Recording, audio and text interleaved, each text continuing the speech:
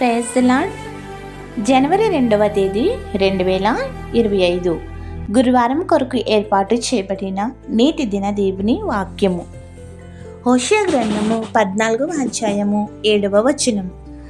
అతని నీడయందు నివసించేవారు మరలి వత్తురు, ధాన్యము వలె వారు తిరిగి మొలుతురు, ద్రాక్ష చెట్టు వలె వారు వికసింతురు, లెబనోను ద్రాక్షరసము వాసన వలె వారు పరిమళింతురు. ఆమేన్. ప్రియమైన దేవుని జనాంగమా, దేవుని యొక్క బాహువు చెంతను నివసించేవారు ఎన్నడను విడవబడిన వారు కాదు. తప్పిపోయినను దేవుని చిత్తం చొప్పున మరలా దేవుని వద్దకు వచ్చిదురు. ఆయన కూడా చేరదీయువాడై ఉన్నాడు.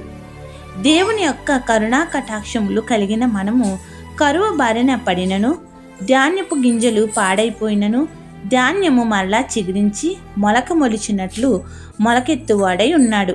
ద్రాక్ష చెట్టులు దాని కాలములో వికసించి కాయినట్లు మంచి ద్రాక్షాలను ఇచ్చి సంతృప్తిపరచువాడు మన సృష్టికర్త అయిన దేవుడు. ప్రపంచ ప్రసిద్ధిగాంచిన లెబనోను ద్రాక్షవల్లి వలె పరిమళింప చేయువాడు.